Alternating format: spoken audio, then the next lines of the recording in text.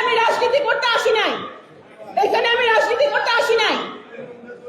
আমরা যদি মন পরিষ্কার করে সবাইকে একসাথে নিয়ে কাজ করতে না পারি, তাহলে আপনারা বলে দেন যে আমার মাটি, আমার জেলা, আমার জন্মস্থান ফরিদপুরে আমি আসবো না, তাহলে আমি আসবো না। আর যদি আমি আসি আমি আমার নির্বাচনী এলাকায় অনেকে আপনাদের সদর থেকে ওখানে আমার নির্বাচনী এলাকায় ঢোকা হয়, কিন্তু আমি তো কখনো কিছু বলি না।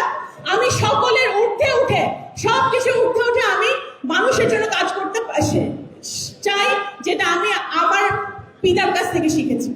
আজকে যেটা শিক্ষা নিয়ে কথা হচ্ছে, এইটাই বক্তব্য আমি দিচ্ছি, কারণ আমাকে তো একটা এনভায়রনমেন্ট তৈরি করা হয়েছে ইচ্ছা করে। এই রাজনীতি গত 20-22 বছর ধরে দেখে আসছি, এই 40 বছরের এই নোংরা রাজনীতি বন্ধ করতে হবে। আমি জানি না, আমি প্রধান অতিথি হিসেবে ওখানে উপস্থিত হয়েছি, আমাকে যেই টাইম দেওয়া হচ্ছে সেই টাইমে আমি উপস্থিত হয়েছি। এখানে কারা আসবে না আসবে আমি সেটা সেই দায়িত্ব আমার না।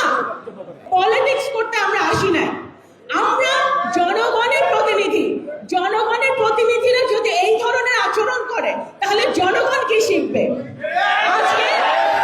আজকে আমরা কিন্তু আমার সকাল 10টার সময় শুরু হবে না সকাল 10:15 শুরু হবে, সেটা কিন্তু আমার হাতে ছিল না। এখানে আমি সরকারের একজন প্রতিনিধি হিসেবে আমি এখানে এসেছি।